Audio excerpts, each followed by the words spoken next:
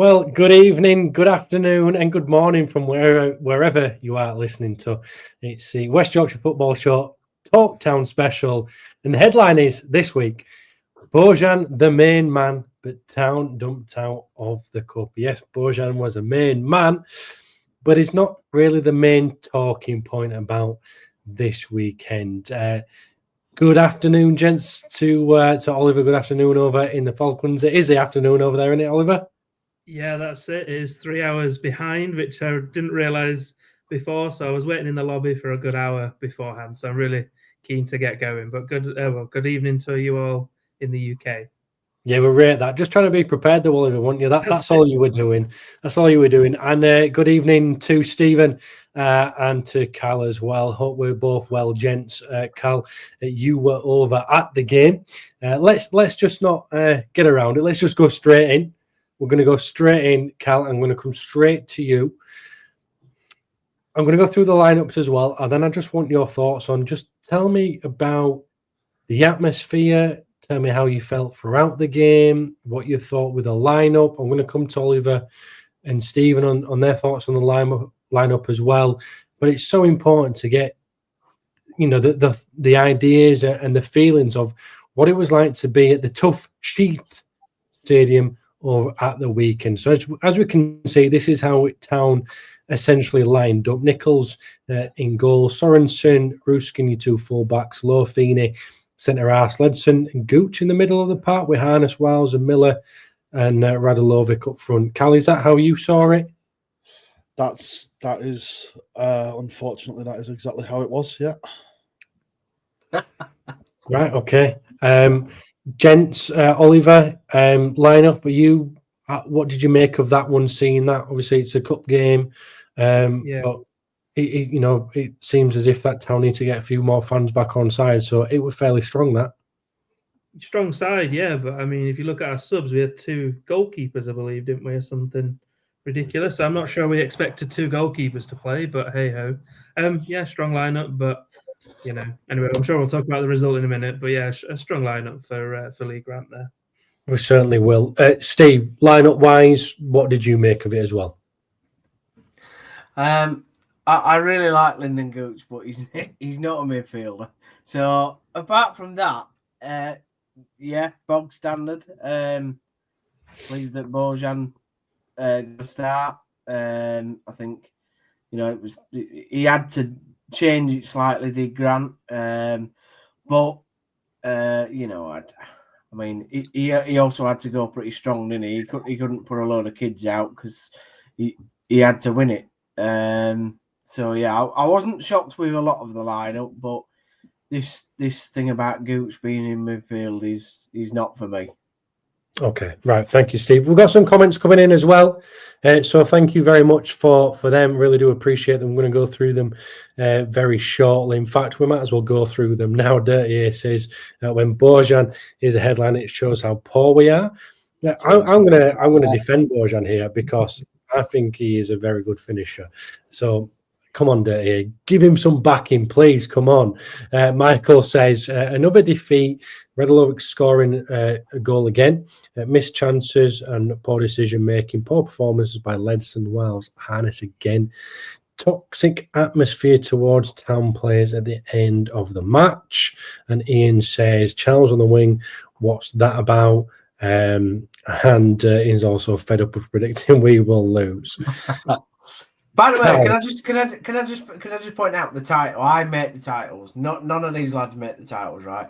I wanted positive in there because I feel like the last few weeks we've been quite, rightly so. We've not been we've been quite negative. So I wanted a positive in there. If I'd have gone with another title, I could have easily put Taylor Scraps with fans at the end, but I didn't feel that was the right tone. So,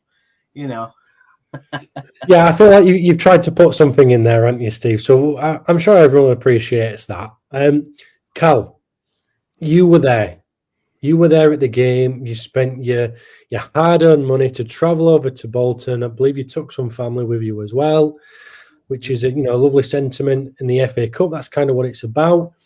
But yeah, just what's your thoughts on just the atmosphere of the game and what was it like for you? It was a strange atmosphere anyway, and this is taken away from our current predicament and that of Bolton as well. To go to a game in the FA Cup, first round, two sides that are, good sides playing the same division, and to go and watch a game and the crowd is 6,000. They had one stand open and then the away end, but no upper tier, no behind the goal, and no where the dugouts were to the left of where the Town fans were. That was all shut as well. I thought it was quite a sad spectacle, to be fair, because it's the FA Cup. It's not like that we rip. Well, I rip the pizza trophy every now and again for being a bit of a non-entity, but it's the FA Cup. We took 2,500 fans to Bolton in the FA Cup not 3 seasons ago, and it were a fairly full ground then. So either it highlights the apathy of the fans, but you'd have to say then that Bolton fans are also apathetic, or it sort of highlights maybe the competition in its current format needs to be looked at. But that's an entirely separate subject for an entirely different podcast on an entirely different day. Huddersfield Town. Rubbish. We played from minute one as if we were one of these teams that gets drawn against a massive club in the FA Cup and they go and try and get something out of the game, but it's backs to the walls. We gave them so much space to attack and to move, and they were finding pockets everywhere. We were on the back foot. We were on the back foot for the entire game, apart from maybe the 10 minutes after Bojan got the goal. We looked quite good in those 10 minutes, and we looked threatening, like we were trying to do something. And then it petered out again, and when Kamassia came on, he gave us something more. But then when Dion Charles came on, he took something away. So it then balanced itself out to be another really poor spectacle in a game that Lee Grant really needed to win. He really needed to win. And when I looked at the lineup in its listed format, I thought, crikey, that's the lineup of a manager that knows he needs a win. And then I looked at it in the sort of tactical layout, and I thought, oh well, maybe not. Maybe he's just having a bit of fun. But why do you? I mean, obviously, most of us are at a point where we're thinking that Town need a win, Lee Grant needs a win, and arguably a fairly strong lineup. Don't get me wrong, as Steve has mentioned, Gooch playing in midfield, he doesn't really like him there, or maybe don't feel like it suits that position. Town have got injuries, as we know, and we've got to do the best that we can. But was it a really poor start? Is that the kind of thing that we're at again? And how many times have we said this so far? Was it a combination of a few things, especially in that first half? Because by all accounts, it wasn't exactly the greatest from Town. We seemed to struggle to sort of stitch it all together. You'd have Ledson win the ball back and then play a loose pass straight to one of their defenders, and then they'd attack again, and we'd be on the back foot again, and then we'd get the ball back, or Nichols would make a save, he'd play it out short, playing out from the back, and then we'd lose the ball. There was no building of momentum. They so struggled to stitch it all together. They weren't able to form a sort of cohesive unit in order to attack, which is why I'm not sure, I don't have the stats in front of me for this game for some reason, no one's done it, but we only get like 2 shots off in the first half or in the entire game or something. I'm not even entirely sure. We'll confirm them for you, Cal. Don't you worry. We've got a few comments coming in as well. Shane, thank you very much for yours. I'm going to come on to yours, Shane, very shortly. Blue Terry, I've seen yours, Ian, yours as well, and just want to bring this one up because Jed, I've not seen you for a while popping up. So great to have you. Good morning. Northern football, we need Northern Soul, boys. So Jed, tell us what you think Northern Soul should be. Cal, back to this first half, this lack of cohesion. Was there times during the game where you thought you saw? Let's just stick with first half, and then I'm going to come bring Oliver and Stephen for a bit. Then I'm going to come back to you again. But were there times in that first half where you thought, no, they're trying here. They seem as if they've got an idea of what they're trying to do. Maybe it's just not paying off. There were two spells where I thought that, and one was immediately after the equalising goal. Equalising goal, or our goal, anyway. Immediately after our goal, and then maybe in the last 10 minutes or so, we seem to be knocking it about with a bit of. I wouldn't say confidence. I'd maybe say a team that probably knows they're beaten, so has just gone hell for leather and gone, right, well, we'll just throw everything at it. But it took for the substitutions that put the right players in the right places to make that happen. So why haven't we started with the right players in the right places? Like we said last week, what we would like to see from our lineups is maybe switching around some of the wing backs and the wingers. And yet again, we see Ruskin starting almost towards that right back position, or left back, sorry. Starting towards the left back position with Miller playing in advance of him. And that combination didn't work because they had Miller pegged. So anytime the ball was played forward to Mikael Miller, he'd just run into trouble and get smothered and they clear the ball. But then you had the same on the other side where, yes, Harness should be playing further up, but so should Sorensen. And he was having to drop back and cover too much on that side where they had Sissoko, who ends up scoring, who is agile, fast, and loves to cut in, very much like Camacho did when he came on. And there was no way that we could contain him. We did not have, it's a ridiculous thing to say at this point in the season, we didn't have the legs to keep up with them. Okay, that's interesting. Cal, can you just hold on to a couple of them points for me until we finish talking about the game? Because the points I want to make or speak about certainly again is Ruskin and Miller on the left-hand side, and how you mentioned Harness could have been further up and Sorensen as well. So hold on to them thoughts for me. We're going to come back on to them. Steve, you got yourself muted at the moment. We're going to bring you in now, pal. The first goal for Bolton, it's a bit of a sloppy one, right? It's a bit of a sloppy one. Is that one of them goals where that's just the luck at the moment? Yeah, I mean, I thought it was poor defending as well, though. It does ricochet about, and you can't really blame Nichols in net, to be fair. But it's just chaos, isn't it? It's clearly not identifying where the sort of threat's coming from. Like, nobody closes the first guy down. It then ricochets, goes back to the Bolton lad, and obviously sticks it away well. But I just feel like the whole sort of back line obviously didn't communicate at that point for that Bolton attack. And, Cozy Dewberry again causes us real problems, just like he did 2 or 3 weeks ago. I thought, I know we'll come on to the second goal as well, but I did think both goals could have been avoided. And yes, there's a bit of, I probably agree, a little bit of luck to maybe both of them. But I certainly think that, I would hope Grant, as the manager, would look at those goals and go, we need to be defensively better than what we've produced for both of them, for sure. Okay, so I'm going to see if I can find a positive out of here, Oliver.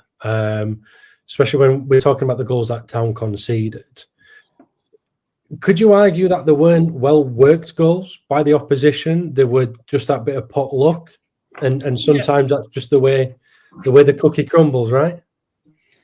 I mean, yeah, you could argue. I mean, I do like to think positively, but I mean, as Steve mentioned in the first goal there, we had 4 defenders behind the ball, not even challenging, and gave him the space. Sissoko, bang, in it went. And yeah, you're right. I mean, these goals could have been easily avoided, but again, there could have been a communication issue with that defensive line. But two easy goals that could have easily been, the more training ground goals, aren't they? You could easily get rid of them in the training ground. But yeah, I don't know what in the first goal. I mean, Cal saw the game himself, but in the first, I've seen the highlights, and in the first goal, there were 4 or 5 that were all around that Sissoko no one put the foot in, no one got the challenge, and then Sissoko managed to get in and away 1-0. And like I said, we capitalised with a counter attack, nice move to draw it to 1-1, and then again lost our concentration in the second goal, and yeah, exactly, it could have been an easily avoided goal. And in his post-match press conference, Grant did say that there were 2 poor goals, so he's aware of it. The players are aware of it. We just need to put it in practice now. Yeah, so let's come on to the second half.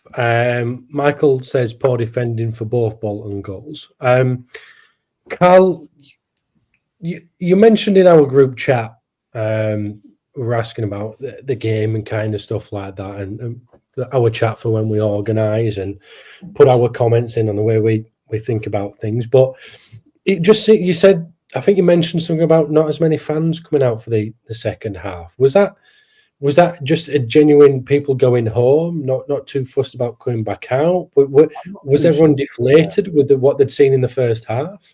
The atmosphere in the away end was odd, I have to say, because it seemed quite deflated from the first sort of 10 minutes. It was quite subdued, obviously, because you've not got much atmosphere coming from the home fans to bounce off of. You've not got much product coming from the pitch to bounce off of, so it was quite subdued.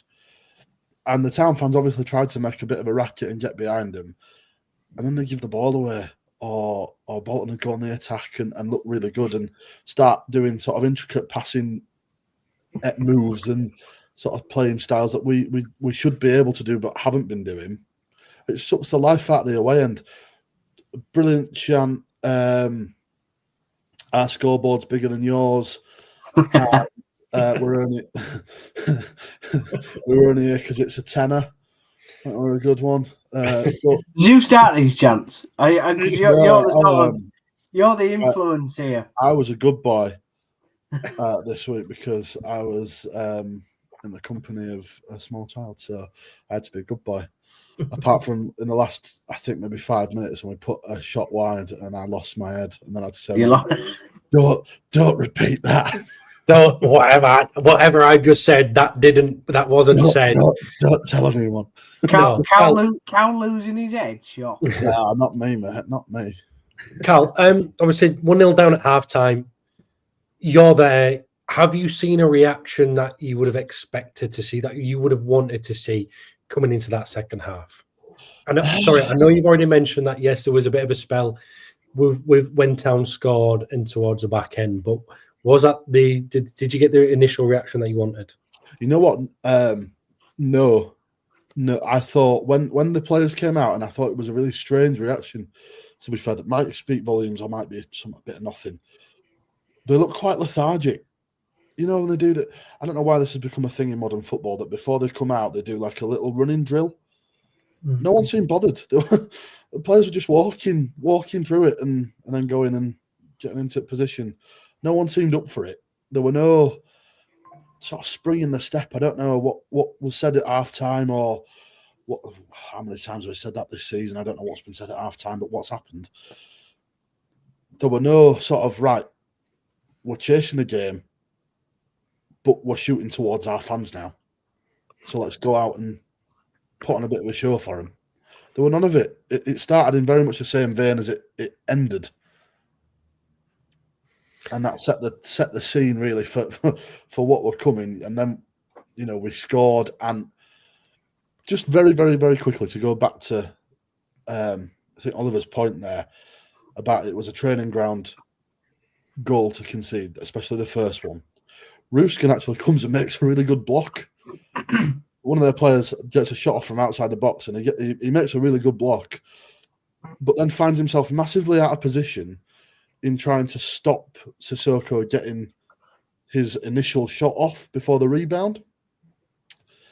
What that then means is that every player in that back three is at 6s and 7s because there's a player that shouldn't be where he is, so they're trying to cover up elsewhere.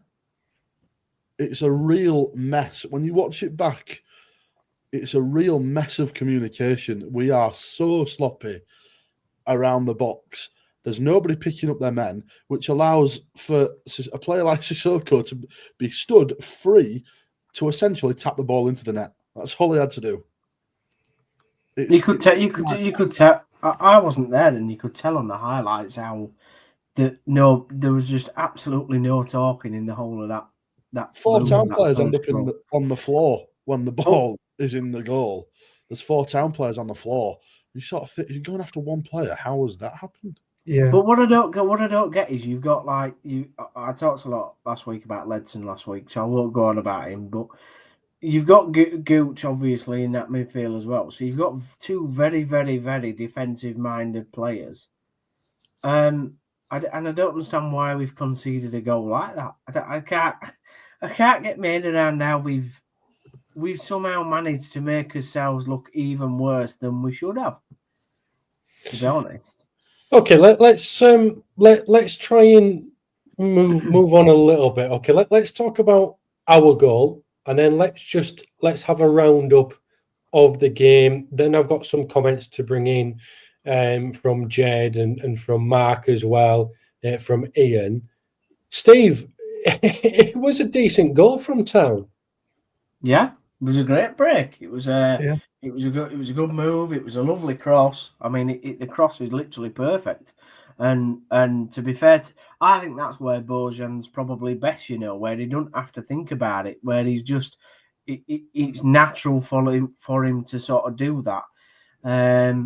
So it was I would say it was a Bojan goal, like type of goal. Like I say, there wasn't much sort of thought that needed to go into it. It was just a natural stroke of the ball into the back of the net, and it put us back on a sort of a footing. Obviously, like you said, we were talking to Cal sort of throughout the game, and I kind of made a sort of comment about Grant hero status. Here we go, and I did say I should have put a bet on Bojan scoring before the game, but yeah, I mean that was that I would say is the biggest positive to come out of what has been another disappointing result. I mean, Bojan is literally our most informed striker.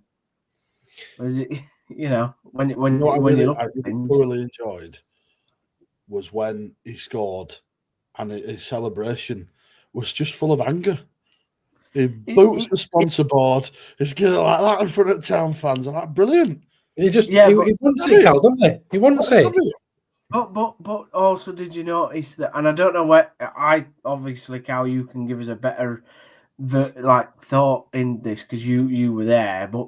On the highlights, when he scores and he goes to celebrate, there's not like a massive rush to go over and congratulate him. Fans, to be fair, to generate a massive rush, there first has to be like fans around, and there were a few scattered about, but the empty seats that you see aren't people rushing; they are just empty seats. No, I meant the players, though. I meant the players. Oh, I thought you meant the fans. No. There wasn't. But I think maybe that's a mix of, because I don't know, the break is quite fast, so maybe some of them are still in midfield. You also got to think that Town need to go and win this game. It's a cup game. Yeah. Go get the ball. I think it's great to see Bojan showing that kind of emotion after scoring the goal. And Oliver, wouldn't you just say that to have Bojan's not always been given his chance. Look, I think he can finish. I think he's got lovely soft feet. But again, with Alfie May now being suspended, he's kind of got an opportunity here. Well, exactly. It is his opportunity, isn't it? And like I say, if he caught on that counter break and manages to get in there, actually having a chance on goal, then he should have that opportunity to take away. Like I say, Alfie May is away. He'll be suspended, but like I say, it could be his opportunity, just as Nichols did in for the goalkeeper jersey. He took the opportunity and deserved his number 1 status as the goalkeeper, and then this could be Bojan's opportunity now. But I just wanted to know though, the goal that we had, it proves that we can do it. We can score. We are able to counter against the run of play. But it's just too little, too late, or too very. As Callum said, we only have 10 minutes worth of decent play, and then after that we go back to, it's what we're doing. The goal comes from Ruben Ruskin playing out of position, Well, where he should be playing as a winger higher up, making the break because he's got the pace to take on the man. Well, that was my point last week. I think that's where he's better. Because as the tactical setup would show, that should be Mikael Miller crossing that ball in. Yeah, you're right. Well, I think Ruskin's a left back. I think he's a great left back, but that's another story. Look, the point I was talking about with Bojan and things like that is because I wanted to bring up Shane's comment. Is but why does Grant keep putting Charles on every game when we're trailing? He's not scored in a Town shirt, and it's like Grant has run out of options and doesn't know his best team formation. Awful. Again, Shane looks as angry in that photo as what Bojan did when he scored, to be honest. Jesus Christ. But it is, again, we're talking about Bojan has taken opportunity here, and Charles again came on. And Cal, did he take an opportunity? Did he showcase himself? No. And bringing on a Bolton fan in a game against Bolton, he's never going to score. I mean, he's never going to score anyway. That's a different matter. But he's not going to put the ball in against his boyhood team, is it? And he never remotely looked like scoring. He didn't get into the position. There were a lad next to me, and I think it was because it was the first thing that came into his head. But he just kept, every time Dion Charles did something that he shouldn't have done, this lad just screamed, "You are supposed to be a striker," at him every time. And it's right though, because he's a striker, 20 goal a season striker. That's what we signed. What have we seen? The very opposite. He might as well be a goalkeeper, a defender, a midfielder, a coach, a fan, the bus driver. It doesn't matter. He's not a striker, and he's not playing like one. And whether it's the system, or whether it's himself, or whether it's the club, the setup, whatever it is, it's not working. It's really not. So Mark says Bojan is the only striker on our books who would have got on the end of that cross. I think it's pretty hard to disagree with that. Okay, Steve's put some stats in. He's gone from to a different stats for us this week. So we'll have a look on this one. Bolton, obviously, in yellow there, Huddersfield Town in black. Shots, 23 shots to 14, 12 on target, 4 on target for Town. Goalkeeper saves 1 apiece. Town committing 9 fouls, but gaining 10 corners. Stats are great, but at the end of the day, don't really mean too much. The main stat is a score. And Cal, looking at them stats, I know I'll come to you quite a fair bit. I'm going to come to Oliver and Steve quite a fair bit after this. But do you think them stats reflected the game that you saw? I'm impressed at the number of shots. I don't remember there being that many. Just BBC. Just putting it out there. But yeah, they're very much reflective of the game. We did have a large number of corners that we were entirely ineffective from. And they were good corners. They weren't like... We've had a big problem this season of taking a corner and it not beating the first man. These were good corners, consistently good balls into the box that we did nothing with. Absolutely nothing. And yes, he scored a very good goal, but he's big enough to get on the end of a header.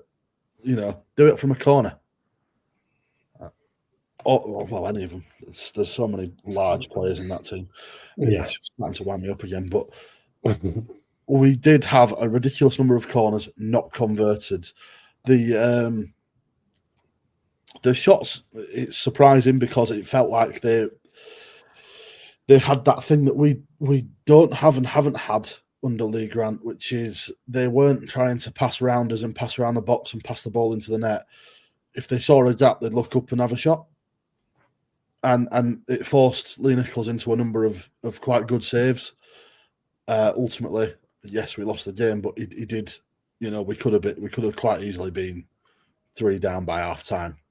And Lee Grant's come up with the goods, which, really well done. Not too sure why there were 2 other goalkeepers on the bench, but it's what it is. Okay, I would definitely say you don't shoot, you don't score. So when I know we're jumping forward again, and we'll come back to this, but lovely to see Kamashia again, a player that came on, got the ball, took on his man, and tried to have a shot. He kept cutting in and sort of taking that shot on. He was close a good number of times, forced the Bolton keeper into a good few saves. Where's that been? And I put it on Twitter, didn't I? I was like, good to see Kamashia cutting in, taking on his man, getting shots off. Look forward to Grant dropping him for the next 4 weeks. Sometimes it's that bit of rawness in a player that can bring that out in somebody. Maybe not understanding the situation as a whole, having that experience, know what it's going through, the motions at the moment, to have that bit of raw ability to just go on and take your man and not be afraid to do so. It's massive. Right, okay, so just quickly with this comment, Shane says he'll change his profile pic to him smiling when we can win 5 in a row. I'm glad you're not saying you're growing your hair, Shane. Anyway, wow. There's a lot of talk about what happened at the end of the game. Gents, I'm very aware of going to Cal quite a fair bit, but he was there. And he's an eyewitness. He saw the game. He's seen what's happened.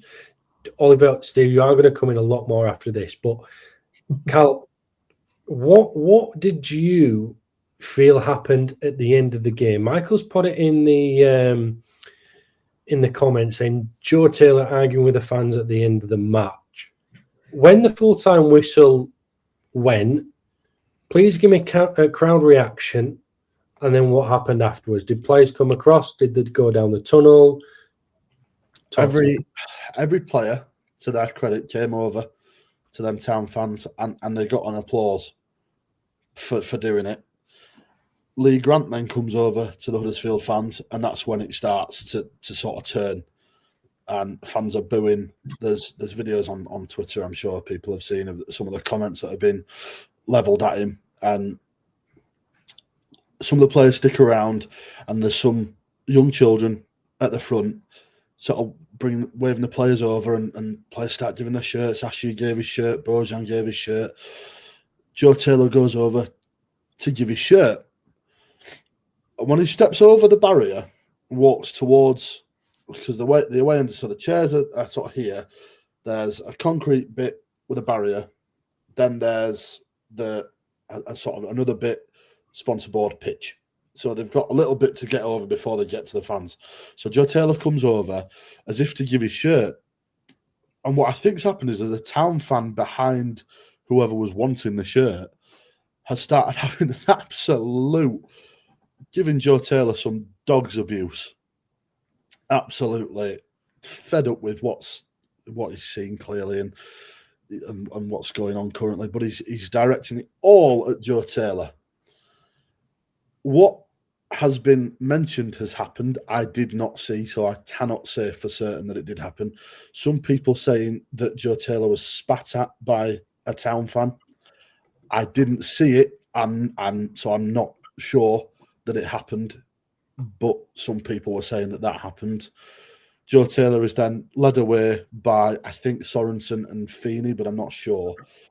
And sort of Sorensen then puts his arm up to the fans as they're walking away. Taylor absolutely giving it and had to be walked away. And I enjoyed the idea of Joe Taylor giving a bit back, because I like that. Same with the Bojan celebration, bit of passion, bit of pride in the sport. However, what shouldn't have happened was there being a confrontation with a fan. No matter how bad the team are doing, the team are doing badly. The manager is doing badly, but the team are doing badly, not one individual. And you don't, for me, you don't get him to come right up to you and start hurling abuse at him, because that's when situations get out of control and you know, you just can't have it. Are fans absolutely right to be furious? Yes, I was too. I am too, at the situation that the club currently finds itself in. I think it's unbelievable. Was I giving the manager some stick at the end of the game? Yes, I was. Would I have gone down to the front to stand and berate an individual? Probably not. And arguably, Cal, I'm sure Oliver and Steve are going to agree with me here. Hiller runs his socks off. He absolutely runs his socks off. And if you're giving a stick to someone who's working hard for your club, then if you spit at someone like that, it's an absolute disgrace from the fan. If that's the case, if that is the case, that is an absolute disgrace. Look, you're allowed an opinion, and absolutely fine. But I think for me, when this comes down to when I've coached, when I've played, when I watch, when I'm a fan, when I'm a whatever, commentator, pundit, whatever. If you've got someone out there working hard and running their socks off for you, that's all you ask for. That is all you ask for. And I think Joe Taylor does that week in, week out. Doesn't always land for him, doesn't always drop for him, not granted, but to give abuse to someone who is working hard for you, it's just so disappointing. So disappointing, because as you mentioned, Cal, you've gone over there with a young child to experience football. The players have come over, taken the shirts off, given it to kids, no doubt, to give them just a tiny bit of a better experience for that game day. And it just gets ruined. So it's really disappointing from the fans' perspective to do that. Look, I get it. They're frustrated. They want to win. I get it. But when they've just got to think about it a little bit more. You know, because what does that effect now have on Taylor for the rest of the season? Next couple of weeks for whatever, you know, that's going to impact him so negatively, mentally. Does he now next game go, you know what, I've just been spat? If that was the case, I've just been spat by a fan. Why do I care anymore? This is unfortunately not the first time this has happened. If anyone wants to cast their mind back to Delano Bergzorg, he had a very similar incident. I can't remember who it was against, but the club was in a very similar situation at the time. Fans furious, and this happened again. What then happened was Delano Bergzorg essentially hung up his boots for Huddersfield Town and then went to Middlesbrough and is now, you know, a consistent first team player in the Championship. So yeah, there you go. Yeah. Dale Mellor just put apparently he was chewing gum, and it came out with Marsman who were arguing, but that's what's said. Look, we don't know for exactly, but either way, yeah, we don't want to ruin these experience for young fans on game days like that, especially when players are coming to give shirts. I think it's the least the thing that the players could have done, and great to see some of the players do that. Anyway, right, let's try and move on. Town have lost 2-1. It's disappointing, Steve. Where do they go from here? Yeah, well, just to go back to what you said, and then I will move on. But yes, I agree with what you said, Kaine, that, you know, we don't want to see any incidents like that. Puts the fans in a bad light, puts then the players in a difficult situation, and the club in a difficult situation. What I will say though is that I have nothing against supporters as long as it's not in an abusive or sort of the way that it's come out. But I've got nothing against supporters saying to the players, look, what you are producing is absolutely crap, and we deserve a lot better. We've had it for 6-7 years now, you know, and it don't matter which players have come in, bar one season under Corberan, they've not been good enough, and they get paid a lot of money to these players to play for our football club that we earn money for to pay their wages. You know, whatever you believe, however the wages are paid, fans put a lot of money into this club, and the fact that only 800 went over to Bolton when we had 2,500 there 2 seasons ago tells you everything you need to know about where these supporters are with this football club at this minute in time. So when they produce something in front of Callum's face like they did on on Saturday, Callum and the other 799 people have a right to have their say at the end of the game. It's the only way supporters can view their opinions. Now, the players coming over and giving the shirts to young kids, that is good to see. But, how many times are we going to have it where players or management come out and say, "Oh, we're sorry, we're working hard, we're sorry." It's about time that, they started shutting up and showing some, sort of like cojones, really, to say, I do want to play for this football club. I do want to do my best. Now, maybe, Taylor's the sort of character that, he's obviously very passionate. I do believe he wants to play for the football club and wants to do his best for the club. And that, whereas with Delano Bergzorg, there were a bit of arrogance about him, a bit of ego, like he were better than us. That's just my opinion, by the way. I might be wrong on that, but that's the way I saw that come across. Where I think with Taylor, it's a frustration of A, not playing, B, not scoring goals, and C, just the general apathy probably around the club. Now, this week is probably one of the biggest weeks, I would say, the club has had in 2 years, 2 or 3 seasons. Mansfield in the cup, nobody gives a crap about. I'm sure there'll be, I'd be stunned if there were more than 1,500 people at the ground. Steve, we're going to come on to them, mate. We're going to come on to them. Yeah, no, you're just saying about moving forward, but I'm just saying in terms of the way that things are perceived at the moment, it's a very pressurised week that the club are going into now, and they really need to work hard on the training ground this week to sort a lot of these problems out, because Grant certainly does. I don't think Grant helps himself in post-match situations with the way he talks to create any sort of relationship with the supporters, and I maybe think that that's where some of the frustrations come with some of the players as well. Okay, I'm just in the comment as well, saying that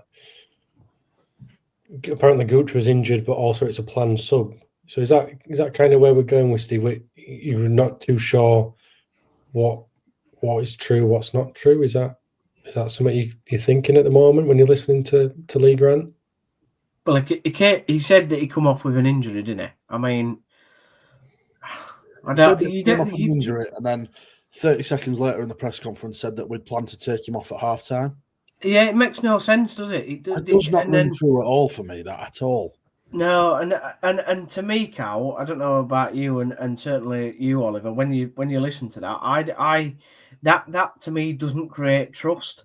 When he's being asked about injuries in the pre sort of conferences, and he's going like Marcus McGuane's back on the grass, but where is it? Like, two players like Evans and I can't remember who the other one was. Watmore, they've had setbacks in their recovery, and I think somebody asked, well, how long is that going to be? And he went, well, we don't exactly know yet. Why is it so secretive? Why can't the fan base be trusted with the information? I don't get it. If Gooch has come off injured, he's come off injured. Like, it's not a problem. We're not going to castrate Gooch for coming off injured. It's not great, but if he's injured, I'm not thrilled about it. But he's injured. No, yeah. You can't do about it. Hi. Hello. Yeah. sorry, just Oliver. What? Okay, we've heard a lot now, and I've said, what's your thoughts moving forward after this defeat? Okay, we are going to come on to comments from our viewers, which I'm so grateful for having them in there. We are going to go through quite a fair bit of them. We're going to talk about the other 2 games that we've got up this week as well. But where are you, Oliver? Where are you at with things after this another defeat for Town? Yeah, I mean, there's a lot that has just been said there, so I'll try and keep my little piece short. But, the fans are always the 12th man. They're always meant to be supporting the team. And the fact that you could have potentially players and fans arguing with each other, there's sort of a time and a place to vent your frustrations, definitely. And I totally get it. You know, we should be higher up in the league. The team are not performing. The fact that our chairman, Kevin Nagel, has had to, you know, use his platforms on YouTube to say, you know, it is a disappointing season, but he's got full confidence in Grant. The timing of that means that, you know, clearly there's something going on behind the scenes in terms of trying to, you know, not to go the personal level, because I know he's received a few comments as well on Twitter and social media, and you're right, and Steve's right, it is pressurized. And in terms of the media strategy, this is a chance, rather than using the sort of Huddersfield Town comms, which is the same questions here and there, and basically they should start having the independent journalists or even fans being able to talk like a fans forum or something along them lines to try and answer these questions. You know what I mean? Because the fans fans should know what's going on. We pay our hard-earned money. They should know what's going on, or should know why the team is not, from the first 8 games to now, basically in mid-table. You know what I mean? It's not good enough. So where do we go from here? Like I said, we've got Mansfield, a good opportunity, and then Plymouth. We've got to get back on that horse again. And like I say, the fact that we did manage to score proves we can do it. But again, on the field, I mean, Kevin Nagel said everything we're doing well off the field. It's just on the field at the moment, we're not getting the results. And for me, does that mean Grant needs a more experienced number 2? I don't know. You know, Paul McShane's good. He's an experienced player. Does he need a director of football? I'm sure Kevin and Grant will try and work that out. For me, it's not a Grant out conversation. It is, how can the club support the management, for me, before we look at that. But where do we go from there? The fans still should be that 12th man, rather than arguing. I get the frustrations, but there's a time and place for that. And that's kind of my viewpoint on it. But can I just add to that? Please? Because the thing is, when we had Dean as chairman, and I know we're sort of like going over old points, but there was a strategy of, right, if there's ever like a mini crisis that happens, if you always notice, you go back over the years, there was always a fans forum called at Canal. Exactly. Yeah. He would answer questions, and then there'd be a cooling off period. And even in that cooling off period, the team might not still be performing well. However, the fan base will then be sort of like relaxed, because at least they know.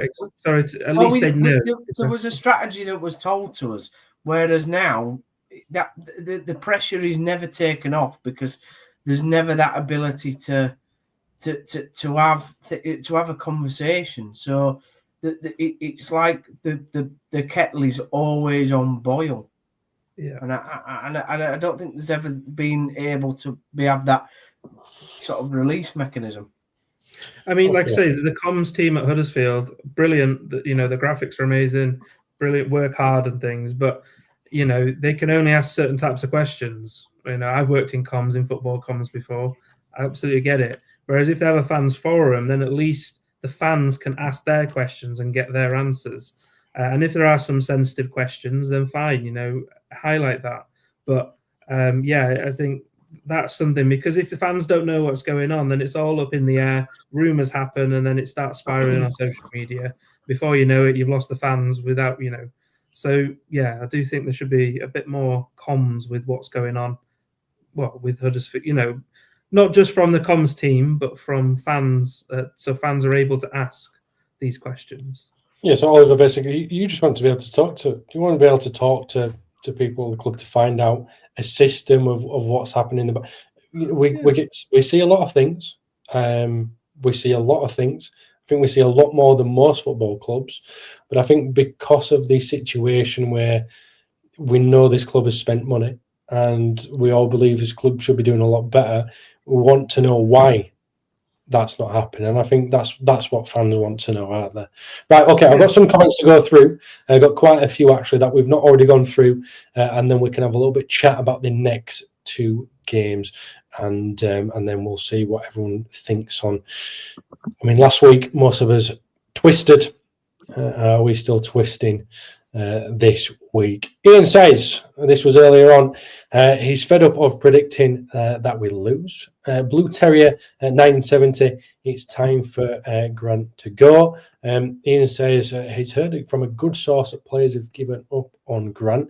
Gents, I'm going to ask you to just comment back and have a chat about some of these comments that we've got coming through. Mark says that we've only one fixed senior midfielder. Surely this is a time now to try a different shape in midfield. What else have we got down here? Jed says, we're now a quarter of the way through the season, Kaine, now. We look like we haven't played together. Toxic with Town fans at the end. Taylor Spartan argument with Town fans fought, boys. In terms of that one, what Jed's mentioned, the toxicity, is that how they say it? I don't even know. Is that something that's happening at the moment?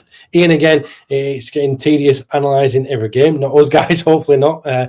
Grant is losing the fans. We die of football. What else have we got on here? Ian said, I popped this up earlier when Cal were talking about Charles, 20 goals a season with Bolton, scored zilch at Town. Says a lot. Is that Grant's problem? Judgment being clouded by data and stats. What else have we got on here?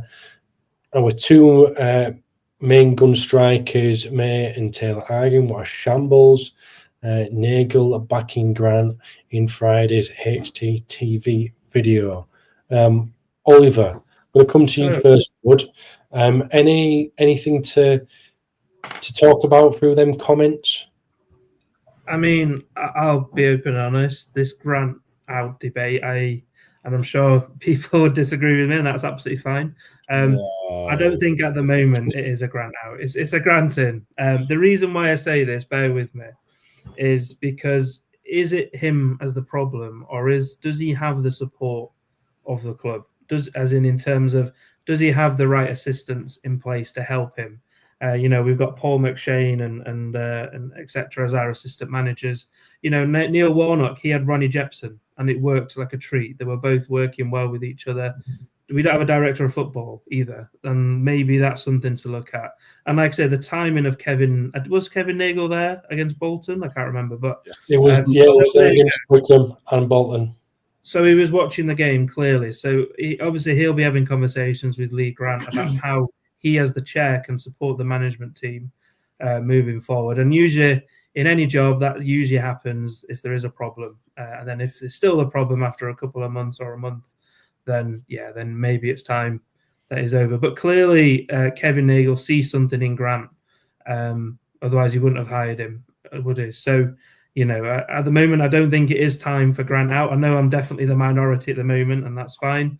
I'm open to a debate, but that's my kind of viewpoint on it. But maybe it's start looking at a number 2, or maybe it starts looking at a director of football. But as fans, we still need to be, as the 12th man for the club itself. It's strange, isn't it? Your reasons for Grant in and my reasons for Grant out, because there was a big sort of push when Grant came in, and he didn't come in with a team around him. There was a big sort of show of letting the manager pick his own team, and he did. So it comes back round to Lee Grant then. If the support is not right, that is the support that the manager picked for himself. Yeah. If that support's not right, it comes back round to the judgment of the manager. I would suggest that, but the director of football has changed since. There's no one there for him. Maybe he's realised that it's not. It's a big. Is that not the point, though, Oliver? Is that not the point, that there's no director of football there to help handpick these? So Lee Grant's done it himself. So what you're saying, he needs a bit more support with his assistants. Well, absolutely. He's picked them assistants. He's picked his assistants. Yeah, but he's the head coach. He's not the manager, and there's a difference there. The manager is the one that. He's the manager. But he still should be on the. That's the reason why we had a director of football at the start of the season, isn't it? Before he got removed. He got removed at the end of last season. He's had no conversations with Lee Grant whatsoever. Cartwright left the club before Lee Grant was appointed. So yeah, but that's what I'm trying to ask. That why have we not got someone in place? Has Grant literally gone? I can do it all. Is that what we're saying? Or has well, it? I think it's That's what I mean. But sorry, after you, Steve. Sorry. I think it's a bit of that, but I also think it's a bit of, Cartwright was Kevin Nagle's man. He brought him in with Jake Edwards from America, because of his pre sort of relationship with him, and so he doesn't have a relationship with any other real sporting director within this country right now. So I think there's a bit of that where Lee Grant came in and wanted autonomy over what players he wanted to pick. He's picked his own coaching staff. I remember a number of seasons ago when we had Mark Robbins and his assistant left, and Steve Thompson was brought in, and Dean Oyle made the decisions that the coaching staff under Mark Robbins would be changed. That then didn't work at the end of the season. The start of the following season, Robbins obviously left, and it didn't work. The fact that Robbins had been given his own, had been sort of like not done over, but his coaching staff had been changed, and he didn't pick them. So I don't think that's a good way to go down myself. That if Kevin gets involved in picking Grant's coaching staff, end of the day, the people that Grant trust, and I think it's on him to change the fortunes of the team with how he's picking the team, with the players that they've got available. But I think the majority of the conversation is, and I don't agree with you here when you say it's not a conversation about Grant in or Grant out. I think it is a conversation that I think he's only got the Plymouth game left, because then we've got another international break, and I'll be honest, whoever doesn't win that game against Plymouth will be sacked, whether it's Grant or Cleverly. The reason why I'm saying, I totally get it, and I totally understand the point, and that's fair enough. But the first 8 games, it proved we were up there. So it proves that we can do it. Like we've had other managers in the past. Darren Moore never got the foot off the gas, never there. Totally, he was meant to be the one that was after Warnock to get us back up. But that's what I'm saying. But we have been there. In the start of the season, we were doing all right. We were having conversations about how good Huddersfield were doing. And for some odd reason, there's this blip, so something's happened. So I don't think it's right to cut the ship just yet. But anyway, again, I appreciate I'm probably in the minority here, but yeah, I don't think it's right to cut the ship just yet, because he has proved that he's able. The first 8 games has done okay. But I would really like to know what that blip is. Well, yeah, exactly. I think that's the question that everybody really wants to know is, has there been a blip? What is the confidence? Blip? Is it sort of that mentality we've always had that's just been papered over? I don't quite understand it. The club is doing so well behind the scenes. There's loads of positive stuff we can talk about, but the key thing is on the field, we haven't got the results for whatever reason. The first game of the season, beating Leyton Orient 4-1, the whole club was, the fans, I was interviewing fans because I was there for that game, reporting on it. The massive optimism in the club, it was incredible compared to the end of last season. And then now, I don't know what that blip is, no idea. But you said that we started well in the first 8 games, which is fine. But name, apart from Leyton Orient then, name me another game where you've gone, do you know what? We were absolutely stunning. I think stunning. I think the problem is I'm taking it from last season, how dire we were last season, to the sort of where we are in the first 8 games. The style of football was so much better, and it looked as if we were, as Callum said before, it looked as if we were going to do all right. We had a lot of effort, we had a lot of potential, and then again something's happened. Again, I'm not a part of that. I don't know what's happened behind the scenes, but for some reason, low on confidence. What is it? 4 games in a row now, defeats. I think it's 5 now. 5, yeah. But Kevin Nagle's clearly clearly having conversations with him. Otherwise, he wouldn't have come out on Friday to say he backs the manager and he backs the, but anyway, clearly there's conversations going on. I mean, Yeah. I probably wouldn't read too much into that comment from Nagel, given that the last time he did something like that, I think then sacked the manager 1 or 2 weeks later. But I can't remember the manager. So I think there's quite a lot that we can still go on and discuss this evening. But I am wary of time. I'm wary of our wonderful viewers getting bored of our voices this evening. Never. You know what I mean? It's been a long week. It's been definitely a long weekend for an Huddersfield Town fan, and to listen to our dulcet tones for the rest of the evening is probably not ideal. So, Steve, I'm going to come to you first, and viewers, listeners, get your predictions in, please. 2 games for you, Mansfield and Plymouth. Put them in the chat box so we can go through them. What we say, please. I'll go through them. But Steve, 2 are these. It's funny because you asked this. Well, I asked this question quite a fair bit now. Are these 2 games the biggest games of the season? Yeah, I agree. Well, I think they are. Callum's had enough, by the way. He's gone. I think, they are the 2 biggest games. I think the 2 biggest games for Grant, to be absolutely honest. I can see. I'm not that bothered about the Mansfield game, I'll be honest. I think that's more, for me, a performance rather than a result. If we get knocked out, we get knocked out. But as long as the performance is there, I think the Plymouth game it might be the biggest game for 2 years, I'll be honest. So, yeah, I'm not looking forward to next Saturday if I'm being completely honest. I'm just not. I think there'll be a lot of nervous people in that stadium on Saturday. So, if you want my prediction, Kaine, do you want it now?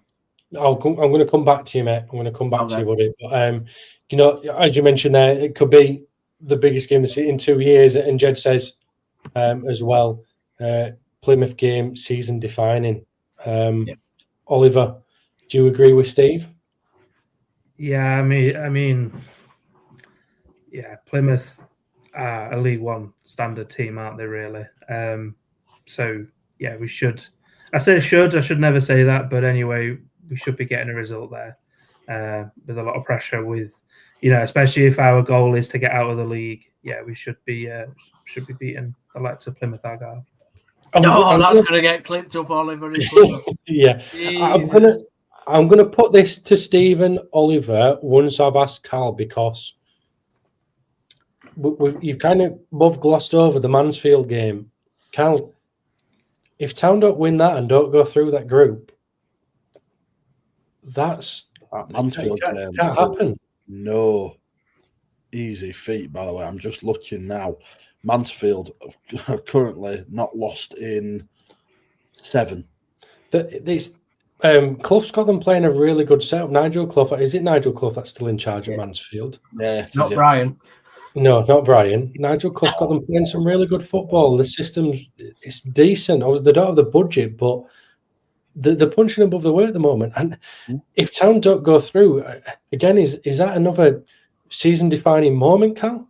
For me, it is, because we can all say, well, we're not really bothered. But and to go back to what Stephen just said there, I'm not bothered if we get knocked out, but as long as the performance is there. Yeah. We've just played in the FA Cup where we got knocked out and the performance wasn't there. So what happens if that happens again? Because I've got a funny feeling it will.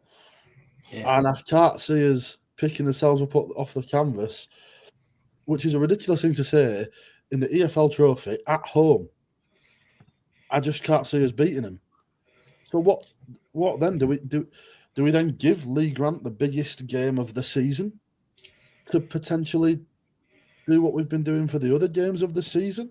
Or do we twist and hope that bringing in Worthington, because that's what will happen, gives us enough of a bounce to get through that season-defining game, and then we can sort of look at alternative options? For me, that would be the way that I would do it. I mean, I would do it that way anyway, no matter the result of Mansfield, he should have already gone. But he hasn't.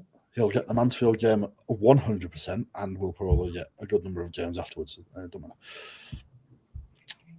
But we have to beat Mansfield.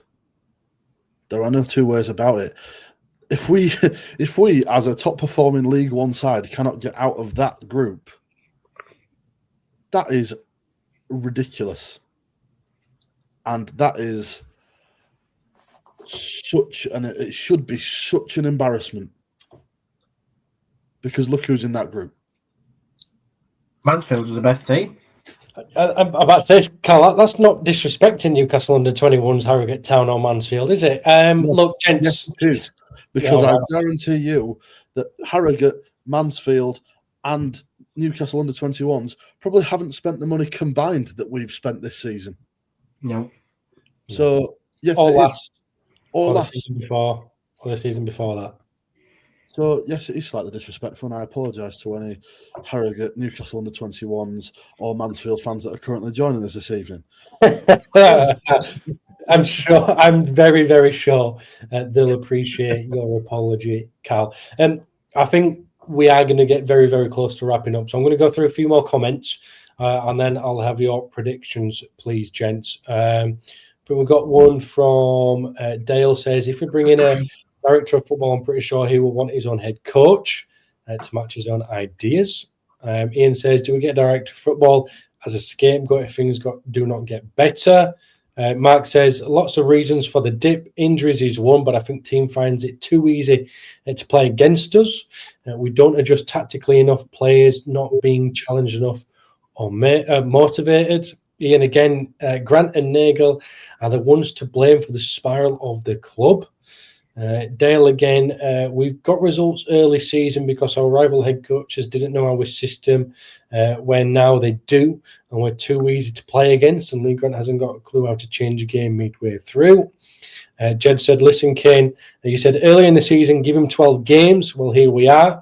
What has happened? Alfie arguing on the pitch and the dugout and Grant. And then I've got a few more comments as well. We've got predictions in there.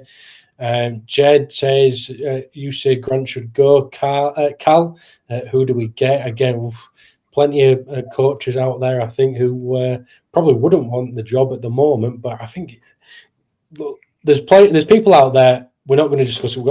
Don't have enough time because we're ready for bed over here. But again, maybe a discussion for somebody else. Michael says, depends what team Grant's pick against Mansfield. And Jed, you're asking for a positive. You're back on, mate. We've not seen you for a couple of weeks. That's the positive, Jed. That is a positive. Great to have you back. We are now back worldwide. We're worldwide because we had Oliver joining us. Now we're proper worldwide because we got you in Australia. Dirty A says, Plymouth defining says it all. We are now just a poor League One team or Division 3 in old money. It's just sad. Okay, right. Prediction time, guys. I hope you're ready. I've got a few coming up for you on the screen. Mark says, Huddersfield Town 1, Mansfield 2. Then Huddersfield Town 0, Plymouth 1. Ian says Huddersfield Town 1, Mansfield 1. Dale, Town 2, Mansfield 1. Town 1, Plymouth 2. Ian again, Town 1, Plymouth 3 with Warnock in attendance to witness our spiral. What else we got? Michael goes, Town 0, Mansfield 1. Town 0, Plymouth 1. And Jed says it's pleasure, boy. So there we go. We found your positive, Jed. Okay. Can we have any more positivity? Which means I'm probably going to go to Oliver last because he's the most positive one at the moment. I'm going to go in from what I can see on my screen. Steve, what are your predictions, please, my friend? Town 0, Mansfield 2. And others. Oh, we've lost him. Oh, no. Oh, just as you're about to be positive, Steve, I think we lost you. So can we have your second prediction again, please? You're back. You're back. All right, okay. So, yeah, so Mansfield to beat us 2-0 and Huddersfield Town 1, Plymouth 3. Okay. Cal? I don't know why I did that face. I'm going entirely along the same lines. I'm going with Huddersfield Town 0, Mansfield 1. And then I'm unfortunately going with Huddersfield Town 0, Plymouth 2. Okay, Oliver, help Jed out. Help him out. Give him some positivity, please. So I'm going to be the awkward one here, but Mansfield 1, Huddersfield Town 2. That's the start, and then Plymouth Argyle 1, Huddersfield Town 2 again. So again, Lee Grant to be saved. Lee Grant to be saved. Well, I didn't say it earlier, but I will say it now. Always like, subscribe, share. You know the drill. Thank you, everybody, for tuning in. Your comments are so wonderful as always. It's been another tough week being a Huddersfield Town fan, but 2 games coming up next week. Who knows? We might just be on to a winner. Let's hope so. Steve, Carl, Oliver, you guys are fantastic. All the listeners are. All the comments are absolutely brilliant. And we shall see you next week. And hopefully we will have a positive show and we'll have a positive headline. Because this week, Bojan was the main man, but Town dumped out of the cup. And until next week, we shall see you.